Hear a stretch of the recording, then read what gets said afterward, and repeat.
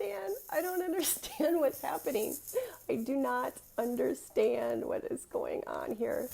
I'm going to bring Tracey on right away because this is like the fourth time I have tried to go live, and we're having technical difficulties. So let me see if I can bring Tracey, and of course she's not there. Hi, Carlton. So cool of you to just kind of tune in every time. So this is what happens with going live. Tracey, if you're there, can you bring yourself on? See, I can add Carlton here. I could add you, Carlton. I could bring you on right away, but I can't find Tracey. This is crazy. Tracey, can you request yourself to go on? Am I sideways, Carlton, or am I the right way? I've turned my phone off. I have logged out of Facebook. I have started. I've gone on my own page. I've gone on my group page. What is the universe trying to do here? Carlton, can you let me know if you're still there? If I'm the right way or if I'm sideways, that would be great. You can just type it into your comments and I'll be able to see. Because I don't see Tracey anywhere. I see two people on here, but I don't see Tracey. Hi, Greg. Good to see you. So I'm having difficulties. Oh my God, I think this is going to work. Getting this set up. So I'm going to bring Tracey on right away because I've had to start and stop so many times. Okay, there's Tracey tied up. And we can get this started. So every week I like to bring somebody from my community. Yay! Oh no, you're in a little box there. Yay! Oh no, what is going on here?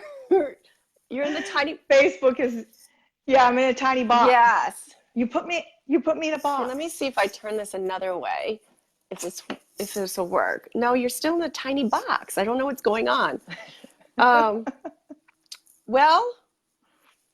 Let's roll with a tiny box. Okay, let me set this up so it at least is like I don't have to hold this.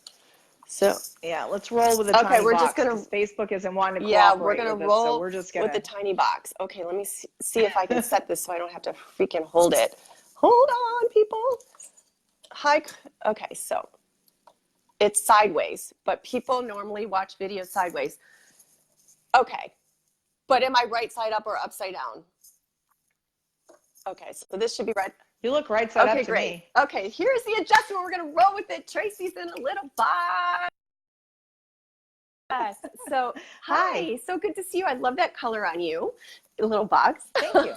So every week, I'd like to bring an inspiring woman from the Radiantly Divine community on to inspire us. And Tracey is one that absolutely is a shining example of such a supportive, beautiful soul that's there for everybody. And she's gone through her own struggles in her life, and she's turned them around to create a life that she really loves.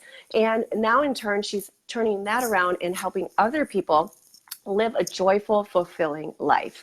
And, she's got you're a broker, right? She's got a broker. She lives in Arizona, or she is a broker in Arizona. And I just definitely wanted to have her on here, and I'd like to come talk with me because every morning she does a walk around her beautiful Arizona and gets out and gets into nature and gets connected, and she does a come walk with me. So here we are today with the come talk with me. So welcome, Tracey. Thank you for having me. I appreciate it. Thank you, and thank you for being patient and hanging in there while we both adjusted things. We both had things going on, so I had to leaf blowers and we had to push the time, and then you had to move a room because your grandchildren are there, right? Okay. Yeah, my daughter-in-law works for me, so they're here, and some days they're noisier than others. Today they're noisy. It's just what happens, but we roll with it live. Yeah. It's live. Right. So Tracey, so I think we're actually on my own page here. Hi, Jeff. Hi, Jill. Good to see you. And Carlton was here, and Mark Clayman. Oh, so good to see everybody. Hey, Tim. Good to see you. And Greg and Carlton. So we've got a lot of guys watching, which is great. So Tracey, tell me a little bit about yourself, just who you are, where you are right now, and, kind of where you came from. I know that you had a background where, you had a lot of struggles to overcome in some really not functional relationships, right? Yes. And it's kind of funny that you say that, because when I tell people about my story, I always say it's pretty, bland, pretty insignificant, because I see so many other people with so much greater struggles in their life that I have kind of realized by now that mine were kind of small in comparison to many. But everybody's story is their own, and it's all important. Mm-hmm. So I was born to working class parents. My mother was a stay-at-home mom when I was little. My father was in the military. And when I was only 15 months old, my brother, who was 8, and my brother, who was almost 11 at the time, fell in a river. And my youngest, the younger of the two, he died. Mm. It forever changed the landscape of my family. By the time I was 3 years old, I was literally running my household because my parents were so broken, and no counseling, no grief, and we didn't talk about it. Pictures of my brother weren't up. He wasn't spoken about. Nobody wanted to deal with it. My older brother, who fell in the river with him, was very guilty and spent most of his life struggling. Still, he's 10 years older than me. He's tried to commit suicide multiple times. Just from all the not dealing with the death of my brother. So I started having dysfunctional relationships even as a teenager because I was living a lot in masculine energy, even though I'm an empath, because I was running things Mm-hmm. in my family. I was keeping everybody online, balanced. So I tended to pick people that I thought I could fix, like, because I was a fixer, right? I took care of everything. And so my first experiences in young life were like most people, they don't last long. And then I got a long-term high school boyfriend who I married after high school because, that's what you did. You were with Mm-hmm. somebody for a couple of years and you Mm-hmm. got married. And he started drinking shortly after we got married. And within a year, he became physically and verbally abusive to me. And I was from a family, you didn't get divorced and you didn't talk about your problems. So no one knew. I hid all of it. What I did to protect myself physically was I got a very large dog. And so whenever he got angry, my dog was trained to get in between me and him. The physical violence pretty much stopped then, not the attempts, but the stopped. And then cheating ensued later on with him, all kinds of things. And I finally decided I needed to leave. Well, I had several relationships in between that and the man who I married and had children with. Unbeknownst to me, he was an alcoholic. I picked somebody else I needed to fix.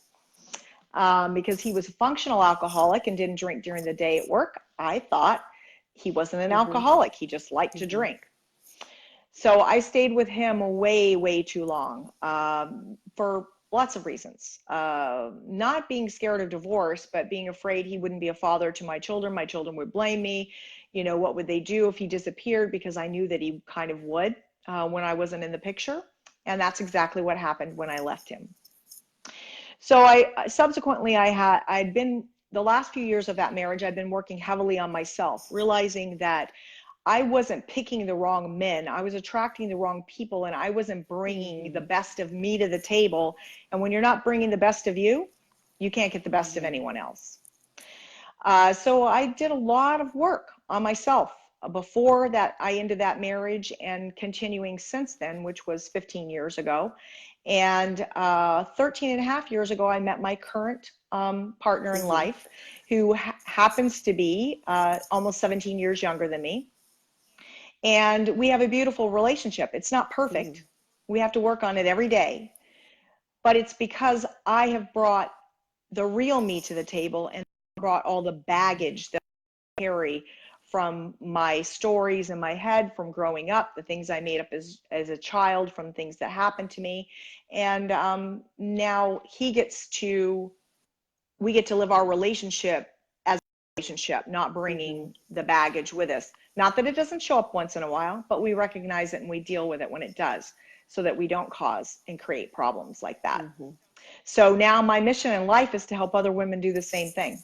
Whether they're in a relationship now and they want to go back and work on that stuff that they're bringing that doesn't belong to their new relationship, or if they're not in a relationship right now and they want to get themselves to bring the best of them to the table, so when they meet the right person, they're ready. Yes. Yes, absolutely, Tracey. And you finally had to wake up, because we attract what we are. You attract a Yeah, mirror. It's a mirror reflection. So you get yourself right. And so you saw that your picker was broken. There was something in you that wasn't putting out the right signals, and it finally caused right. you to wake up. And so what were some of the processes that you did to, like, okay, this isn't working? Did you spend a lot of time, meditation? Did you go to seminars? What did you do, and what length of period of time was that? I mean, we're always in working on ourselves, and we're always working on growing, but that Right. from that dark period into coming out of it frame, and what are some of the things you did to help yourself? It was about 18 years up to today. Right. The first things I did was I read a lot of books. There wasn't a lot of seminars then. And so I did have some Tony Robbins CDs. I can't even remember which one they were. It was I think they were tapes, actually, some of the original ones that I'd gotten before. So I did that. I started just doing a lot of soul searching and meditation, and realizing that I was the problem. It wasn't wasn't that I picked the wrong men. It was that I was the problem. So how was I going to fix that?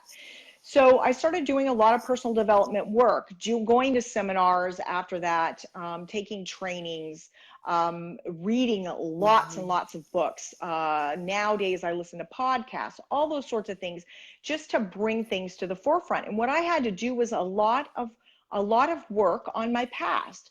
So when I would have a trigger, I'll give you an example. I had a trigger if the man in my life didn't do what they said they were going to do at the exact time that they said they were going to do it, like they were supposed to call me or text me or whatever it was, contact me or be there. I would get upset and angry when it didn't happen. And it would get like irrationally so. And so one day I woke up to the fact that this doesn't belong to this person. In fact, that was in my current relationship. I'm like, why am I so upset about that? So I had to do I call it retrograde work, where I do a meditation backwards and find all the points where I've been triggered, where that same trigger came out. And I came back to when I was 7 and 8 years old.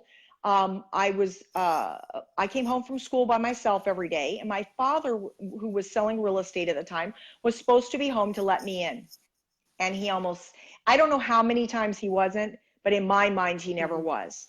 And so I equated male love with being there when you were supposed to, and that if you forgot about me, you must not love me. And so I had brought that forward in every single. And so my current man, who had and any other man who had no bearing on that came from something from a child's mind that had to rationalize why they didn't feel loved. And we create these stories in our head as children. And so I went back and found that story and had to release that story and realize. So now when that trigger starts to come up, I'm like, I recognize it and I go, hey, wait a minute, that doesn't belong here now. That was from when I was 8.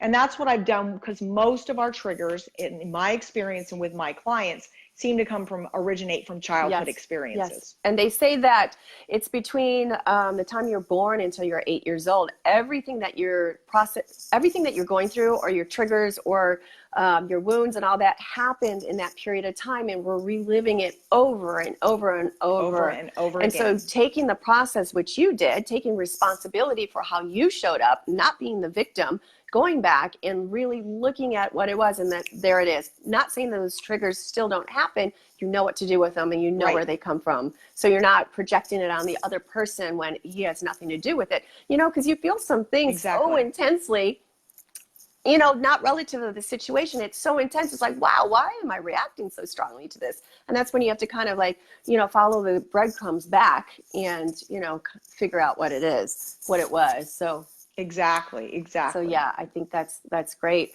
And so you and your honey have a great relationship. Tell me, how did you meet? You've been together a long time.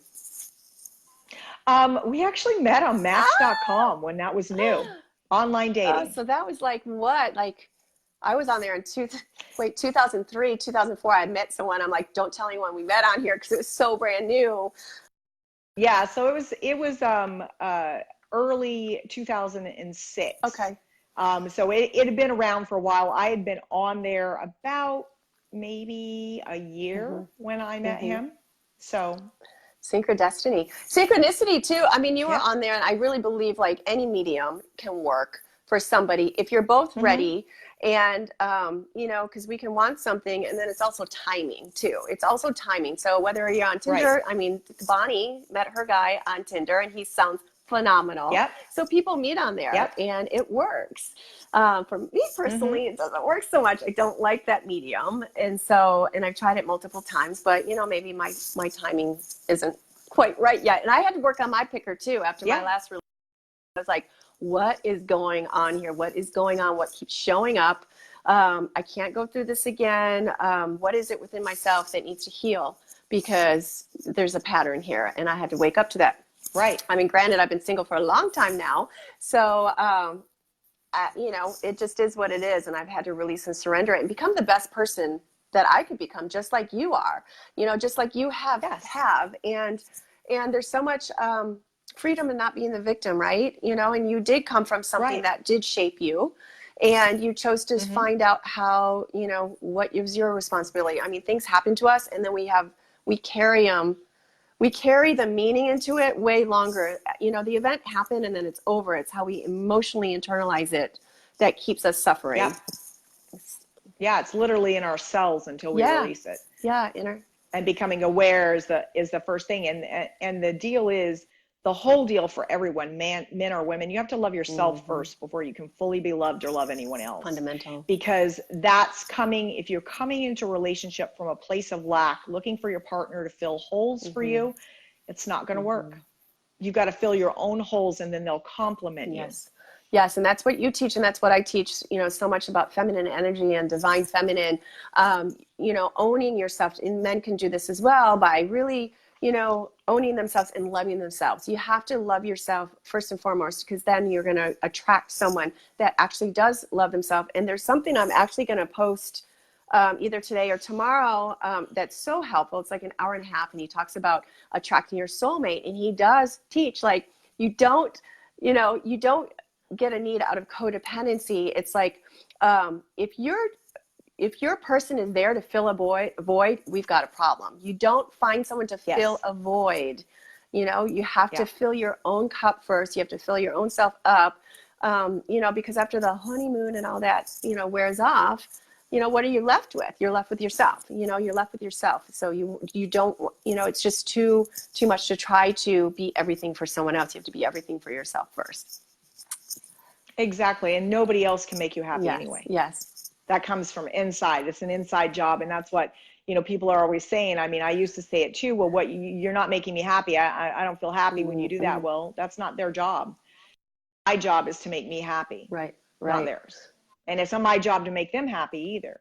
So, because it just never works. Because if you're getting somebody to try to fill a hole for you, you tell them, oh, I need you to just do this and it will be better. And then for a little while it is better. And then that hole's still there because you haven't fixed it. So now you need them to do this. And it's just a never ending pattern, and nobody can ever live up to those expectations. No man or woman. No, never. And how do you deal with sometimes, you know, because some people aren't aware and they haven't done the work that you have done, where they're like, oh, I'm so mad at you because you did this, or you're making me feel bad, or you're making me, you know, you're selfish. Because sometimes there's some guilt because they're feeling a certain way, but that's not the reality of the situation. Do you know what I'm saying? Sometimes, you know. Right. What I do with people is I take the relationship out of the picture first. Because I just tell them, we're not going to talk about him or her. And I mostly work with women, but I do work with some men. We're not going to talk about your partner. We're going to talk about you. And we're going to make you the best version of you. And so I start with the triggers, because that's the biggest key I found because most fights and marriages start with triggers. So the people go back and figure out, hey, I was worthy. It wasn't that my father didn't love me. He was messed up because my brother died and he never got counseling. And so he just wasn't functioning well. It had nothing to do with me. It wasn't that he didn't love me, or that he forgot about me, or that I wasn't worthy or enough to be remembered. It was his stuff, and I took his stuff on. And so as soon as we can figure those things out and release them, we're like, oh, Yeah. I'm so much Yeah. lighter. I'm not carrying all that baggage anymore. And so, you know, you kind of have to sometimes take the relationship out of the picture because people want to place blame. Well, if you're going to place blame, if you're pointing a finger at someone, there's three more pointing back at Mm-hmm. you, because, you know, you fix yourself first and then we'll worry Mm-hmm. about the relationship. Yes. And sometimes there's a comfort, almost like a comfort, like a blanket to go back into victim mode. Like maybe you Oh got a yeah, reward because you're a it's victim and some people would come and help you. But there's almost like, you know, your body kind of goes back into like, oh yes, this is how it is. I'm a victim, and you know, it's your fault, instead of it's taking that responsibility and stepping outside of it. yeah, it's uncomfortably Mm-hmm. Yeah. comfortable. So it's painful, but it's meeting. So that's another thing, is everybody has 6 basic Mm-hmm. needs, and you'll meet your top 2, especially good or bad, it doesn't matter. And so if you're getting them met by being the victim, you will continue being the victim until you recognize that you need to switch how you meet your Mm-hmm. needs. Yes. And so that's why it's very hard for people who haven't done the work and figured that out. We have to kind of take them through that process. I assess what are their top 2 Mm-hmm. needs, and then I figure out how they're filling those needs. And it's always related to those, you know, those negative things if they're in a bad Mm-hmm. place, some sort of negative reinforcement that they're using to meet their Mm-hmm. needs. Yeah, absolutely. It's like, you know, those fundamental, you know, basics, like helping them get back to the basics, you know, stripping away those layers. Yeah, And I love right. that. And I love that you're, you know, you're so passionate. I love, you know, your Joyful Souls Rising. You know, you have that beautiful group. It's so great. You post so motivational quotes and everything. And now you're, you know, going into this coaching, and you're going into, you know, you just launched a mastermind, and Mm-hmm. going into all these programs to help people, you know, evolve, you know, and become better versions of themselves. And you've been in real estate for a long time, in real estate investments. So now you're making this Mm-hmm. transition. What led you to, you know, moving in this direction? It was your own self-development, or how long did that come about? Well, yeah, you know, I've always kind of been a coach of Mm-hmm. sorts. People have always come to me for advice over the years, and I've always been one of those people, but I never thought of myself as kind of like as qualified, you know what I mean? And then, you know, I've done so much training now that that, you know, went out of the picture, the qualified part, but it really draws on my heart to want to assist people in living their best life, because when I Mm-hmm. wasn't, know what that felt like. And it wasn't a fun, most days weren't Mm-hmm. fun. There was not a lot of daily joy. And now I have so much daily joy and so much just, you know, I feel energized and full of life because of the path I've chosen. And I want to help other Mm-hmm. people do the same. Mm-hmm. What is one of the fundamental practices that you do? You know, there's days where we feel like just shit, for lack of better words. Right. So what are some of the things? Yeah. It's okay. You know, I always teach people it's We're human. okay to feel that way. If you weren't feeling, like, if there wasn't that emotional behind it, it wouldn't be. Like, you have to acknowledge those emotions. You don't stay stuck in it. Some days you do get stuck in it longer. Mm-hmm. You have to find the ways to bring yourself out of it. But yeah, it's okay to feel that way. But what are some of the things that you do? Like, if you feel you're feeling off, you acknowledge it, it's still not kind of going away. What do you do to bring yourself back up, feeling good, or place of alignment? Well, it kind of depends on what the feeling Mm-hmm. is. If it's not emotional, if it's just Mm-hmm. physical, like I'm Mm-hmm. tired, then usually rebounding or Yeah. dancing or putting loud music on and singing. And I cannot sing, but I do sing. You know, or getting out and getting physically Mm-hmm. active. You know, not slow motion active, like faster motion active. That's why I say rebounding. Or if I go out and walk, it has to be a fast Mm-hmm. pace, just to get your body moving. If it's emotional stuff, if I'm holding on to stress or anything like that, I go to a place of gratitude, because I have Mm-hmm. found that I can never be in a negative place and full of Mm-hmm. gratitude at the Yes. same time. Yes. So every time, that will lift me out of whatever emotional space that I happen to be Mm-hmm. in. Um, And I just find it beautiful because I think we're often not grateful for even the Yes. simplest things that we should be Yes. grateful for. Yes. And I've been so in the practice of gratitude lately. I'm reading The Magic. I forgot which, I think she was on The Secret, The Magic.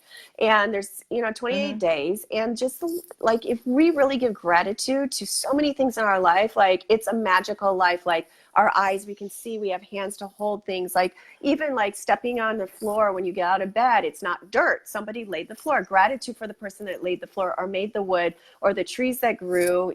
There's so many things, so gratitude. And like when you have gratitude, it's like a domino. It's not falling down, but it attracts more things and attracts more things to be grateful for. So gratitude is such a beautiful practice. And so whoever's watching still, practice the gratitude. It can get you out of a shitty mindset, because I had the other day where I was like, I got to get out of the house. And, I was really frustrated. I just went and walked on the path, and I had to really practice that. I had really concentrated on, I mean, not but I really had to go through a mantra to release whatever it was. And yes, and by the time I got back, it was gone. It was gone. So let me see some of these people that are on here. So we've had people just pop on and off. We've got 2 people right now on. So whoever just joined us, I've got Tracey Benson on here. And every week I like to do, have one of my inspirational members from my Radiantly Divine group on here. And we've just been talking about, mindset and, overcoming, our stories and overcoming, past conditioning and living like as her group is a joyful soul's rising. Just think about it. Your joyful soul's rising. You can't feel any better than that. So, Wayan was here. Wayan, I met him in Nusa Penida, Indonesia. So he was on here. God, I love this. Oh, cool. Yeah, I love this. Like people all over the world. Over the That's world. what's so beautiful about awesome? like Zoom and Facebook Lives and media and social media. If it's used correctly, you can really connect instead of all this negativity that got me off of it. And now I'm back on because I have beautiful people like Tracey and all these communities, and we need to uplift people. We need to uplift people all over the world, and it starts with you. It starts with one person. So Wyan was here. He said hi. Nick says that was me years ago. I'm sorry, I'm so backtracked in reading these. So Sandy's here. I don't know if Sandy's still here. If you're here, hi, gorgeous. Good to see you. Jennifer Sorgo, she's one of my best friends in California, is here. Michael Mark. Chad McCain was here. Sarah Hester. Hi, Sarah. Good to see you. And Kevin is here. So, and everyone popped up. I think they get scared when they heard their names. They're not used to it. They're not used to it. Yeah, they're like, she might bring me on camera. Oh no! What did Tina Gesso said? She said once that I think she acknowledged someone, and then later on he said, "I almost I'm going to say it. I almost shit my pants because you said my name." She's like, "What is this like? What's going on here?" So yeah, Tracey, tell me about some of the things that you have on the horizon. What do you wish to do? I know you have a mastermind. You have your beautiful community. I know we had talked about, maybe collaborating on some programs together or doing some retreats. What is next for you? Well, I just want to expand on what I'm doing, collaboratively and alone, so that I can reach more people. Because there are, really in the population, there are a lot of people that aren't doing any work on themselves, because they're either, they're just unaware years ago that it was really something that helps. Sometimes people have a negative connotation towards the word coach. Part of the reason I call myself a lifestyle strategist instead, because I don't want people to assume that I'm trying to rah-rah cheerlead them. I'm not. I'm trying to give them tools and skills to have a better life. And so I look forward to collaborating with you and other women doing these sorts of things for women and co-ed even. But yes, women's retreats are definitely on my radar as well, because I think you can do a lot more intensive work when you get together in an environment that's controlled. That's the reason I go to personal development events myself.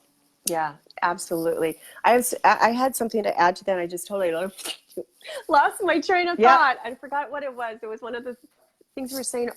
I think my cat's somebody's trying to get in here. So yeah, so some kind of, stuff with other women, because we have a lot of women that are, it's all the same thing. It's about becoming the best version of yourself, really waking up, because a lot of us are asleep. It's waking up to the truth of who you are, waking up, shedding all those layers, not being asleep, knowing when you're getting those triggers or those past conditioning, and writing yourself, because when you do that, you inspire other people to do the same. And then the people around them, when you change, it's almost like a vibration. So sometimes you don't even have to do anything. You just change something within yourself, and other people can feel it as well, and then inspires them to change. Like, it really happens. And Tracey, I don't know if you've heard me talking about that power of 8. I keep falling asleep like really early now, so I plan to read some of it. A lot of it's very scientific because it's all her studies, but it's pretty exciting because it's all about how thoughts really aren't just stuck in your mind. They actually go out to other people, because this is talking about healing, like in like these groups. Right. There's all these miraculous things that are happening, but it's all about like consciousness, how what we thought about consciousness is something, so much bigger. So it's so exciting. Oh yeah. To be on this forefront with you, and, really being so passionate about other people, like waking up and, really living a life that they love. And, with all of these weighted stuff, no matter where they're at, wherever it is. And, I really love what you're doing, Tracey. And I'm so grateful to know you and to have met you. And there's going to be so many amazing things happening. Yes, I feel the same way about you. It's been a pleasure. And I'll see you in real time soon. But before we go, I would like to ask, as I ask, all my guests, what definition, because I'm all about feminine power and right. femininity and waking up the divine feminine. And that's not about being a feminist, because we work together with a man. There's no man bashing. We love the masculine man, because as we become more resting in our own feminine power, we empower other men to be the masculine to our feminine. It's a beautiful dance together, because we both have masculine and feminine in us, and we need to balance, So what, Tracey, what do you think, what do you believe unlocking feminine power is? What does it mean to you, unlocking feminine power? For me, it means that you're in a flow state. It's not rigid. It's flowing and sensual, and just like loving and embracing, but yet open.